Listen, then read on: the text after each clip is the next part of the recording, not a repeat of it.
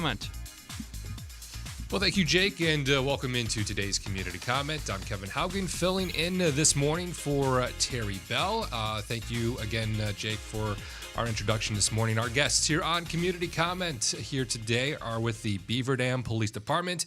It is my pleasure to welcome into the Daily Dodge TV studios. And again, we're streaming on Daily Dodge TV and on 95.3 WBEV. Our guests again today are Lieutenant Jeremiah Johnson and Officer Matt Bublitz. Both, thank you so much for coming in today. Thank you very much. Staying warm? Yes, it's trying to. I talked to a ninja this morning on the morning show that I will be the first to admit I hate cold weather. I cannot stand it. I'm already ready for summer. See, when it does get to a certain point, the cold bugs me, but I'll take cooler weather over hot weather because I can always warm back up, and like in the summer, it's just sometimes you can't escape from it, and it's just, Whereas this, I can, put on layers and crank up the heat in the car and blankets and, that kind of stuff. Yes. Not while I'm at work. Can't do blankets while I'm at work, but at home. No. Yeah. And I'm sure, Matt, you've been enjoying not having to essentially be out patrolling in this weather, at least right now. For people who may have missed it, you're on a little bit of a hiatus due to the charity softball game that took place. Was that in September? Did that take place? Yeah, that was in September. Okay. September 20th, we were doing a charity softball game for Beaver Dam Police Charities, our department versus the sheriff's office, and had an unfortunate injury, so it's a little bit of office work for me a little bit until I can get back out on the road. Sure, yeah, you weren't the only one. Joey as well got injured in that game, so a couple of casualties in the South, but it was for a good cause. Absolutely, absolutely, and that's what I guess brings us back today. Yes, I don't know where we're going with the next topic. I don't know. Was that the segue or is that was the segue? Lieutenant, you've done this enough where you could probably just come in and do the show. You don't really need us. Are you here sure about that? I don't know. I need you guys. At this point, I feel like you got a good enough handle on it. But before we dive into the topics here this morning, I want to again remind our listeners that if you want to call in and have a question for our guest today, you can reach the program at 920-885-4446 to call in. You can also text 920-887-9595. Again, the phone number to call in, 920-885-4446 if you have a question for the folks with the Beaver Dam Police Department here on Community Comment this morning. And again, we want to, as we were segueing a minute ago, to talk about some of the topics here today, and the reason why Officer Matt Bublitz is joining us today. Matt, you are I believe you had mentioned you're the president of the Beaver Dam Charities organization here in Beaver Dam. Yep, director of Beaver Dam Police Charities. We're a nonprofit through the police department that we're kind of a conduit between donors and people that are in need of assistance or youth sports groups. So we collect donations. We have a board that then determines, donations, and we also put on public events. So we've got that arm of our police department where we're able to help out the community and get involved in some community events, which we've got a couple coming up. Our first one is tomorrow, actually, along with the Santa's Hometown. I want to make sure I get it right. We looked it up Hold before on we one came second. on, and now we forgot. Holiday Adventure, I believe. The Chamber's going to be mad at me because I don't remember, but Yes. They're gonna be mad at me too. Santa's Hometown Holiday Adventure. There we go. So we will have a drive-through at the police department. No need to get out of your vehicles. I'll be starting tomorrow at 10 o'clock in the morning. We'll be handing out bags that's got coloring books, crayons, candy cane, and some other stuff to kids driving through the parking lot. Our second and last holiday event is on December 18th. We have a free community dinner at the Watermark. Santa will be there also with gifts for the kids that are in attendance. Starting at 4:30, it is completely free, and tickets are available at the police department and also at the Watermark.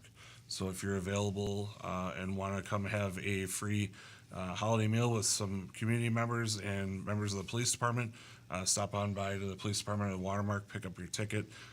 We will be closing off the tickets next Friday. Okay. So you have about a week left to get those tickets, and I'm sure if there's a few spots, that's a few spots open. If somebody calls in and say, "Hey, we happen to miss it," and I'm sure you won't turn anybody away. Yeah, no, 1 or 2, 3, 4 is not going to be a big deal. I just can't be adding like 20 people the week of the event for the caterers. You guys need to know how many seats you need to have out and food. How much and, food to order, yeah. correct. So, Santa will be there from 4:30 to 5:30 to visit with kids that are there, and then just enjoy a meal with the community. Fantastic. And back to the annual drive-through event here taking place tomorrow. Are you guys also taking part in the parade that's happening tomorrow as well? Yes, absolutely. Right. Yep. I've been planning it here with the security and the traffic, et cetera, et cetera. The Christmas parade is coming up. That's 5 o'clock downtown on Saturday, December 6th. Yep. It's going to be a fun little parade. It's going to be probably a pretty big parade, actually. It's grown quite big. It is. Looking at how everybody with the chamber and the marshals and how they're getting everything set up, they have a very nice system this year to get all the floats to where they need to be. And hopefully that allows everybody more parking in the downtown area.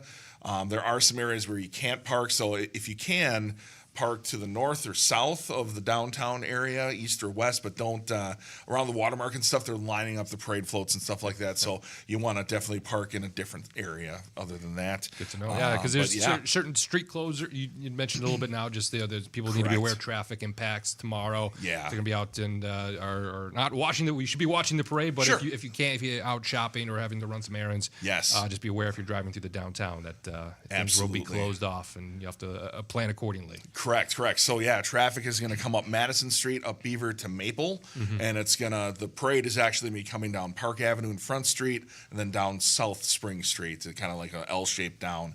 So that area kind of between Madison Street and Spring Street, south of Park and Front, that's where the parade's going to be lining up and stuff. So no parking down there, but obviously park somewhere else, walk in, come and watch the parade.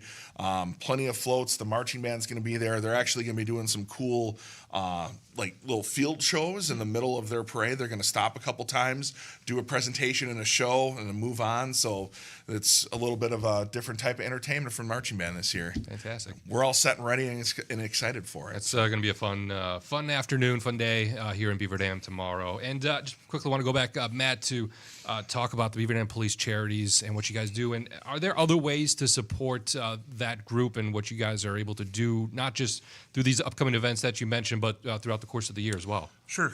We've got other events throughout the course of the year that we help with donations that we're able to hand out to other groups. We do a combined golf outing in the summer with the K-9 unit and also police charities. We've got some other local groups. I want to give a shout out to Walmart Distribution Center.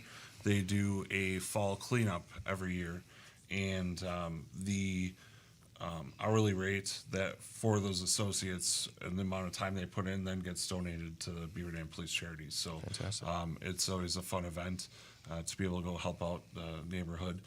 So we do stuff throughout the year. Also, if you ever want to just donate, you can feel free to stop by the police department and they'll be able to help you out with that. It's really great group to be a part of. We do a lot of donations to local sports groups, whether it be basketball, football, all those groups. Just make a donation request. Our board reviews them, and then we hand out the donations. So. Fantastic. And again, we'll bring back and remind our listeners and viewers again these upcoming events taking place here. Again, the annual drive-through happening here tomorrow at the police department, and that holiday dinner December 18th. We'll be sure to highlight those again as we go throughout our program. Again, our guests here on Community Comment today with the Beaver Dam Police Department, we have Lieutenant Jeremiah Johnson and Officer Matt Bublitz. We do have to take a short break. More Community Comment is coming up next.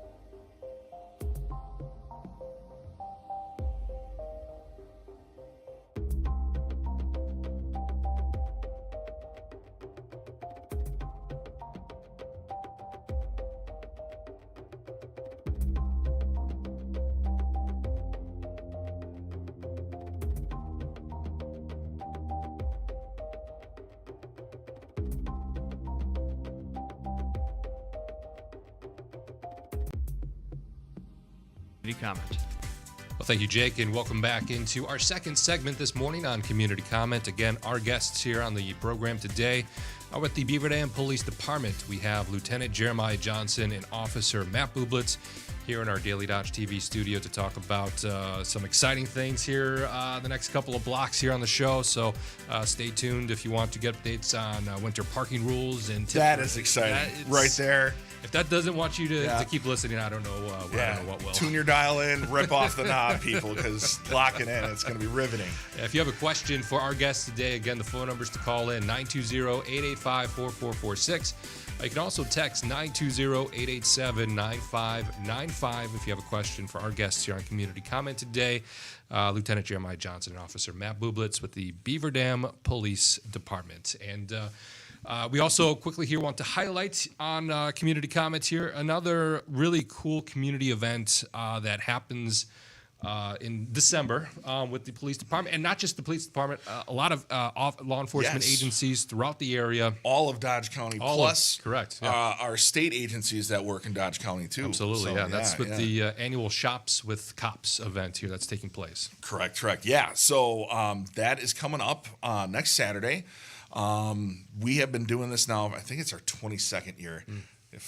22nd. I'm almost positive it's 22nd. So, we have been around for a long time with the goal here of providing a positive law enforcement experience for our youth and also kind of helping out in the spirit of giving. They get to come shop with a police officer. They either go up to Walmart or Fleet Farm, who are awesome sponsors, by the way, awesome. And they will be receiving a $150 gift card to go shop with their officers. And they're not shopping for themselves. Mm-hmm. They are shopping for their family in the spirit of giving. So it gives those kids an opportunity to see us in kind of a different light and see us that, hey, we're family people and we're human beings and we're not just the uniform and the lights and sirens and everything like that. And gives us an opportunity to know those kids too and just kind of reach out into the community and help them out in the spirit of giving around Christmas time. So it goes both ways. It's good for them. It's really good for us. I always enjoy it. It's fantastic to see the smiles on the kids' faces. Matt has participated many, many years with us, and his family helps volunteer, and it's fantastic that we see the officers come out and help out with this event. It's fantastic. Yeah, so. Matt, you meant Jeremiah Johnson mentioned just your passive involvement. Just what stands out to you from doing this year after year after year, and just seeing the look on the kids' faces as they get to shop with the cops and pick out cool stuff for their family. Yeah, a lot of them, are a little bit younger in age, so the concept of money and how much and it's really interesting to go out with them, and it's a good time to kind of show them, hey, buying Christmas gifts for family, and they get to go around the store. Generally, they come with a list, which is helpful to kind of point us in the right direction, and then just to be able to kind of let them do their thing.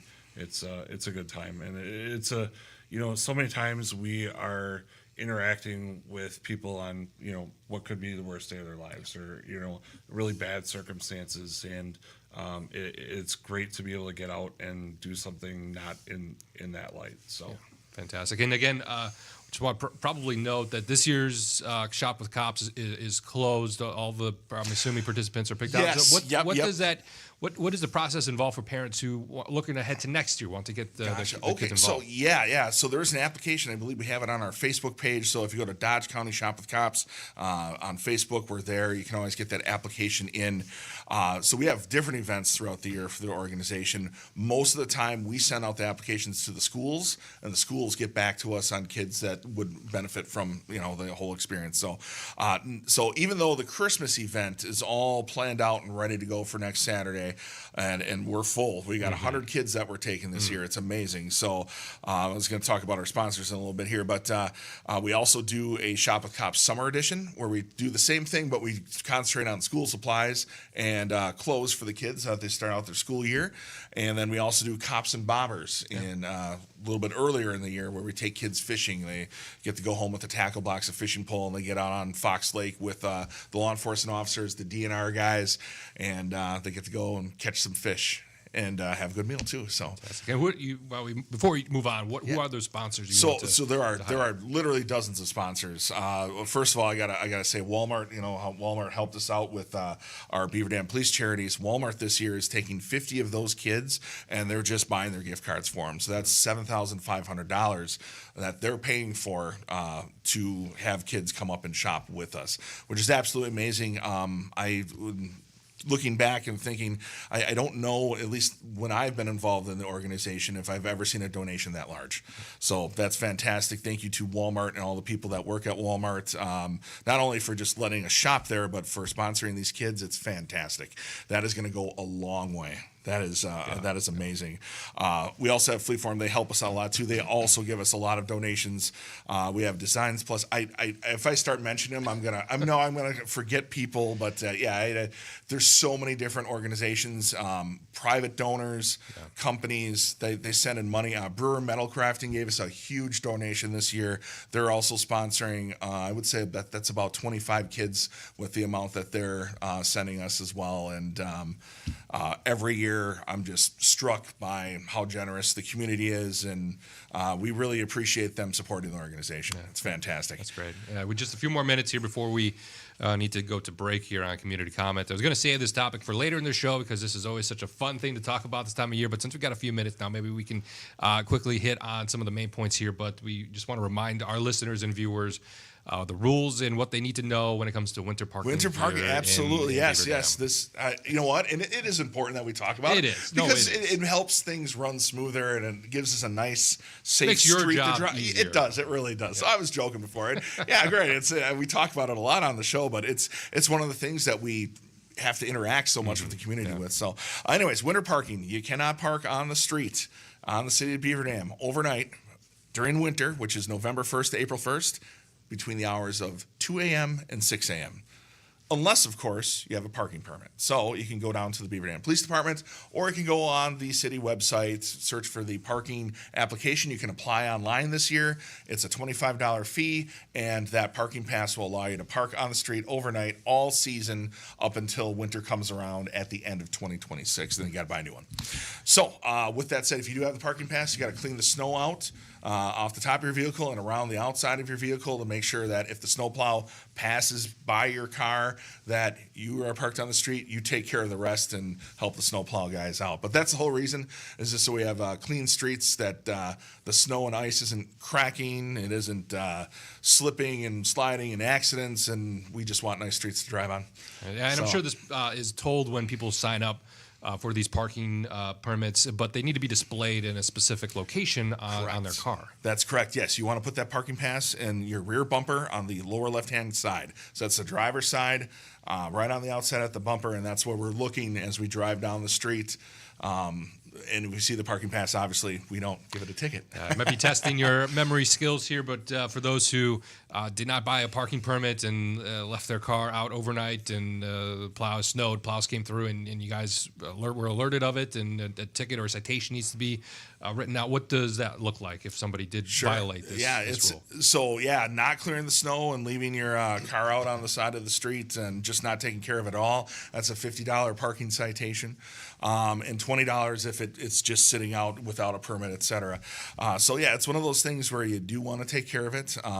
We do have a new ordinance in town, too, that you can't leave your car out on the street without moving it after 72 hours. So there is a potential that if you leave your car out and it's covered in snow and we're putting tickets on it, we're putting warning labels on it, you could get your car towed as well, too.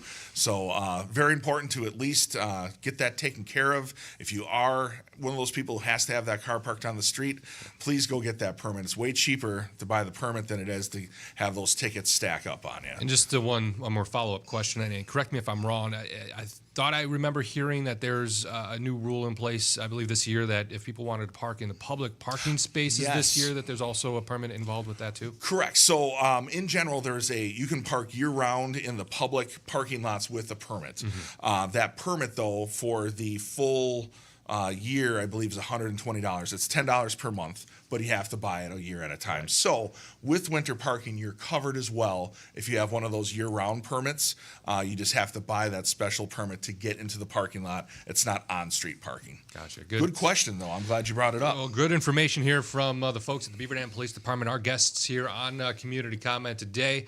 We do have to take another break. More Community Comment is coming up next.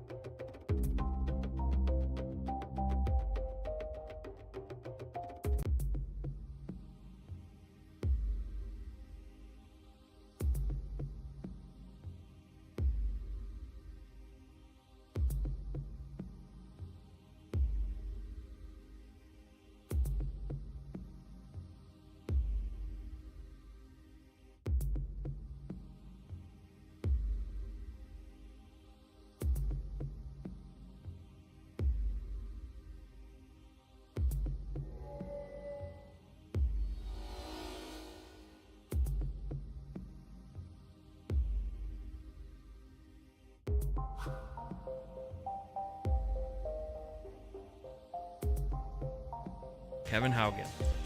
Well, thank you, Jake, and welcome back into today's community comment. Our guests on the show, folks, with the Beaver Dam Police Department. We have Lieutenant Jeremiah Johnson and Officer Matt Bublitz on the program today. Again, if you have a question for our guests, the phone numbers to call in are on the screen. If you're watching on our YouTube page on Daily Dodge TV, you can call in at 920-885-4446. Or you can text 920-887-9595 if you have a question, again, for our guests here on Community Comment this morning. And before we dive back into the winter topics here that we have for our program today, Matt, you wanted to take a quick moment to send out a quick reminder to our listeners here today about the topic we talked about in the last segment, that's shops with cops, and just that there will be a lot of law enforcement presence at these at the stores here coming up next weekend. Yep, if you see any law enforcement vehicles with lights on up at Walmart, probably on Saturday, no need to worry. Yep. I'll answer the chatter page questions now. We're up there for a shop with cops, so nothing to be concerned about. All right, so there it is. You beat it before those questions will be posted. I'm sure there might be one or two that still sneak through, but if people see those, they can answer that right away. We already know what it is because we listen to Community Comment, and that is the Shops with Cops event happening. It's good free advertising. Yeah, absolutely. So appreciate Matt with that important reminder here on Community Comment today. I also want to pivot here and talk about snowplows, another thing that we have already seen out and about already here in the city of Beaver Dam and on county roads, and just some important things to keep in mind for drivers if they see a snowplow on the road. Absolutely, yes. So here in the city, our speed limit is in general 35 miles per hour or less. It's 25 pretty much everywhere where you go. But if you have a snowplow that's in front of you and its lights are on and it's either salting or plowing, it's working, you got to stay back 75 feet by law. So it's a double-edged sword here because number one, it's keeping people safe because you're staying back enough. You're not going to have to worry about the drifts and kind of being kind of snowblind for everything that's coming up. It's a safety rule. It's going to keep the road safe in case there's an accident. It gives you time to stop, etc. But also, it's going to keep your car safe too because if there's rock salt coming out of the back of the truck or it kicks up something that's on the road, you're not going to have to worry about that on your vehicle too. So yeah, please give our plow drivers a nice safe distance of 75 feet behind the plow while you're out and about on the city streets. Now, as a special note, if you're out on 151 or anywhere, county roads where the speed limit is higher than 35 miles per hour, you want to stay back 200 feet. So when you're out in the county, when you're outside of town, when you're out in 151, that's 200 feet back. And I believe most of the snowplows, especially the county ones, will say that stay 200 feet back. So do that. Also, when you're passing a snowplow, always remember, they have these, it's a big wide truck, but then the plows and the blades that come down and scrape up the snow on the sides, they stick out several feet. Even when they're folded up, they're not 100% in front of the vehicle. So always be aware of that. When you are passing a snowplow, do it with caution, not only just because of the extra space that the snowplow needs, but also sometimes you're driving into a lane that is not plowed yet to pass a snowplow. So please do that with caution. It is not illegal to pass a snowplow. Yeah, that was my next question, essentially, because you feel like that might be something that is against the law to do, essentially, is pass a snowplow. That is not the case here. You can pass it. It's just be very careful when doing so. Yes, exactly. Yeah. And go ahead, Matt. Well, and I think there's a little bit of a difference between, if you're passing on a 2-lane, like 151 or whatever, you've got an extra lane. I don't know that I'd necessarily recommend passing a snowplow on County Road A or a 2-lane county road. It's generally just best to bide your time and sit behind the snowplow. Yes. All the normal laws for passing a car apply to a snowplow as well. So if there's a no passing zone, you cannot pass a snowplow. You understand what I'm saying? Just double yellows are out. You got to stay behind. Exactly. I mean, if it is pulled over on the side of the road, then if you could pass it if it was a car, then yes, you could. But yes, in general, the same rules that apply to a car apply to a snowplow as far as passing. I think the biggest important reminder now, especially for this time of year, is always provide yourself an extra 10, 15 minutes if you know you have a longer drive to get somewhere this time of year. If the weather's going to be a little bit snowy and the road's going to be a little slick and plows could be out, just give yourself a couple extra minutes if you're heading out on Yep. the roads. Absolutely. Time and distance, especially when it's actively snowing and the roads haven't been treated yet, give yourself extra stopping distance, because you never know when you step on those brakes, you feel those tires lock up and you're not slowing down, you're going to wish you had it. Yeah. So, which I guess kind of brings us to accidents. Yeah, we'll. Or are we waiting for I that might one? wait. We're going to wait on that one. We're going to wait. You want me to do the green lights? I want to talk about the green lights All right, first. we're covering all the snowplow Yes, topics. yes, All right, yes, sir. so they did a study, and I don't know what organization did it. I don't know if it was a national but there was an organization, and it kind of comes down to science of how humans' eyes work and stuff like that. But green light is very, very sensitive at night to the human eyes. And they've also found that it penetrates, the green light penetrates more when you have snowy conditions, essentially. So in order to increase visibility for our snowplow drivers throughout the state, legislature has passed the law maybe 3 years ago, allowing green lights on government and municipally owned city trucks, so your snowplows and your city municipal vehicles and stuff like that. So if you see, and a lot of them have mixed between that amber light that we were all used to for years and years. Now they're adding those green lights on there, and some of them are a little bit more green than others, etc. But in general, if you see those green lights, those are for municipally owned snowplows. Obviously, keep back from them. Yeah. But hopefully it. And I wonder if it actually has impacted the safety of everything. I wonder if there's a study out there that has, but those green lights out there are to help out the snowplow drivers with increased visibility so people can see them. Yeah, it's important to keep the eyes open for snowplows and make sure you're not hitting those. Again, our guests here on Community Comment with the Beaver Dam Police Department. We do have to take a break. When we come back, we're going to talk about that topic that Lieutenant Jeremiah Johnson teased, getting into accidents, what you should do in the winter months, what that looks like if you find yourself in that position.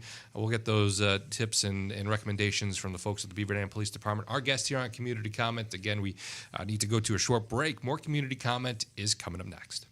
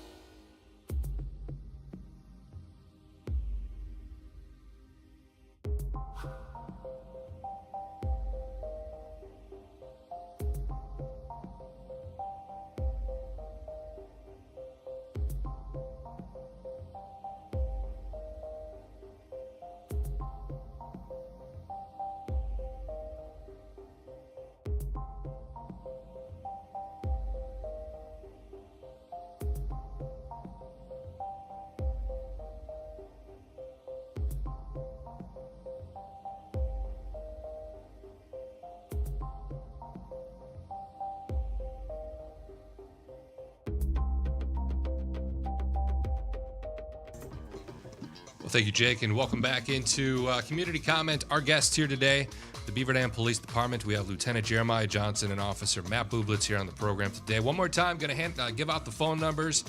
Just have a few more minutes to make your calls if you have a question for our guests today. The phone numbers, again, 920-885-4446. Or you can text 920-887-9595 to get your questions in here. Just a few more minutes left here on Community Comment this morning. And like we had mentioned just briefly, teased a little bit here in our last segment, discussing accidents and what that looks like and what happens if you do find yourself in that unfortunate positions. But just kind of overall, too, we want to talk about recommendations and tips when it comes to winter driving in general. Sure, absolutely. So yeah, kind of like we mentioned before, making sure you've got some extra time on those snowy days, making sure that you're giving yourself extra distance to stop and maneuver if need be. So you can't always count on other people as well either. So make sure you're driving defensively. You know, it's not just you and your driving. There's so many other people on the road, and maybe they're not listening to Community Comment and heeding the advice of two very wise police officers Seasoned veterans, seasoned veterans. Absolutely, yes. So, anyways, the other thing too is kind of, you know, depending on if you're driving out in the county a whole lot, I think you'd be all right in the city, but it might not be a bad idea to dress for the weather either. Because if you get stuck in an accident, your car can't turn on, your heat doesn't work then, and you know what? You might be waiting a couple of minutes, especially on a busy day. Believe it or not, those snowy days are busy days for law enforcement officers. Those 1 or 2 accidents turns into 7 or 8 to a couple dozen. So it really does. I would love to show you our CAD screen here. I've got my laptop here, and we have Spillman, and it lists every call that's in the county for us. And on those snowy days, you know, you'll have a stack of calls this big, and half of them are accidents. You know, and that's typical of a snowy day. So it might be some time before law enforcement officers and emergency personnel can get to you. You might be cold. So, you know, if that means throwing a winter jacket in your trunk, or even a set of hand warmers, or maybe some snow pants, a pair of boots, do that. You know, play it safe. Have an emergency kit ready to go. You know, throw them in with your jumper cables and maybe an emergency light, a flashlight, something like that. Have that stuff available, especially just in Wisconsin with winter driving and things like that. When you're out in the county roads and there's nobody else around, you just never know what might happen. You may not be able, maybe your cell phone doesn't work. Maybe you're in a spot where you don't have a lot of coverage. So just be prepared. Take a minute, and even an old winter coat works. You know, it's not very stylish. You're not wearing it anymore. Throw it in the back of the trunk as a backup. You never know. So. Safe driving. That's what I wanted to emphasize. But let's say, for instance, you happen to get into an accident. Matt, I know, had some comments about advice of what to do. Yeah, I mean, typically a lot of the accidents that we get in the city, for the most part, are what we call PDOs, which is property damage only. So you get somebody running into a snowbank, or hitting another vehicle, or sliding through a stop sign, that kind of stuff. If you do find yourself in a situation where you're in an accident like that, obviously call us. We will get there. But in the meantime, while we're responding, there's a few things that you can do to help out once we get on scene. If you're in the middle of traffic, say you're in the middle of, University and Park, if you're able to move your vehicles off to the side so you can get traffic clear through the intersection, that's preferable. But make sure you're doing it safely. While you're waiting, stay in your vehicle, because if you got into an accident in that area, it's likely somebody else is going to, and we'd hate for somebody to be out of their vehicle, whether it be talking to the other person involved or whatever else it might be, to get hit by another vehicle. So stay in your vehicle. When we get on scene, we'll ask for a couple things. We'll ask for driver's license. We'll ask for your insurance. We don't need necessarily your policy number and all that stuff. We just need to know what insurance company you have for the accident report. Also, keep in mind, if you happen to have a tow preference, generally we use all the tow companies within the city. But if you do have a preference and it's reasonable, I mean, we're not going to wait at an intersection for an hour and a half for a AAA tow. But, kind of have that kind of stuff in mind. And that'll help smooth things out once we get on scene. Once we get there, we'll generally, talk to both drivers, or if it's a single person, we'll talk to them. evaluate the accident, take pictures, and then work on getting the vehicles out. So just having that information ready, your insurance card, your driver's license, and we'll need information for anybody that's in the vehicle, so not just the driver. So if you've got 2 or 3 people in the vehicle, we need to know everybody's information for our accident reports. Anything else we want to touch on when it comes to driving in the winter and accidents before we move on? I want to touch on 1 or 2 more topics before we wrap up here. Sure, absolutely. And just real quick, if there are injuries and you can't get out of track, please call 911 and let us know about it right away so we can get EMS personnel rolling and rescue everything. So, Matt's right. If it's just property damage, you got a little bent in your bumper, nobody's got a broken neck, please move your vehicles so traffic can flow and safe. Stay in your car too. So, good information to share here. And for those folks who maybe were checking out the Beaver Dam Facebook page back in November, just saw an alert, a heads up that there were door-to-door salesmen here in the city of Beaver Dam. And more or less, just my question is, what do you recommend for people out here in the community if they're dealing with that, an aggressive door-to-door salesman? Should they call police? What's recommended for law enforcement to do? Absolutely, you can always give us a call if you're having an issue with someone who's if you're asking them to leave your property and they're not leaving their property. You can always give us a call. But we had since then kind of looked into that. There was someone who got a permit and they were not necessarily using the best tactics. And we revoked that permit. It's no longer valid here, so that person is no longer doing door-to-door sales in the city to the best of our knowledge. And if they are, they're doing it without the permit. We made contact with their company, and their company, was not happy with what was being reported. So that is also, feedback as consumers. You can report that company to the Better Business Bureau. You can call us. You can. We don't report to the Better Business Bureau, but we make sure that city ordinances and state laws are being enforced as well. So, there was an issue with that kind of where people were not happy with the methods that were being used to sell certain products, and like you said, aggressive sales. So you can just, as consumers, and sometimes it's socially awkward to do, but you can just end it. You can just say, all right, I'm not interested. I told you I'm not interested. Please leave. Thank you. And if someone is not taking that, that is when we can be called. Absolutely. Is that a phone call to the non-emergency number? I would number? say non-emergency. Okay. Absolutely. Absolutely. Yes. And we are at City Hall very careful about who we approve these permits to. So like if this particular individual attempts again next year to do the same thing, it's not going to happen, and that's the key there. So we see it a lot of times with storm damage, that there will be contractors going door to door to say, hey, hail damage, we've got, replacement roofs, we got our roofers right here, how about it? They still need a permit from City Hall in order to do that stuff, even though it was an emergency, even though it just happened, they still need that permit from City Hall. You'll see a lot of groups come through, college students that'll repave or reseal a driveway. And you've heard about the scams that are associated. I'm not saying all companies are like that, but those companies that are going door to door offering to reseal your driveway, they should have a permit too. And we vet them at City Hall to make sure that they are reputable companies, so we don't have complaints 6 months down the road when your driveway is falling apart because it wasn't sealed properly and it was cheaply done. That kind of stuff. That's why we do that. So, yes. Fantastic. And before we wrap up here today on Community Comment, I want to give Officer Matt Bublitz just one more opportunity to remind our listeners the event happening tomorrow and the holiday dinner happening on December 18th as well. Sure. Beaver Dam Police Charities has our toy Christmas bag drive-through tomorrow. You just drive right through the police department lot. There'll be volunteers there to hand out coloring books, crayons, candy to the kids, and then you can drive out right onto Washington Street and what time is that taking? That runs from 10 until 2. I doubt that we're going to have enough stuff to last until 2 o'clock. Usually that's the case. And we also have a free community dinner on December 18th at the Watermark from 4:30 until whenever people are done eating. But Santa visit is from 4:30 to 5:30, and then dinner afterwards. It is a free event to the community, hosted by Beaver Dam Police Charities. Tickets are available at the Watermark and also at the police department.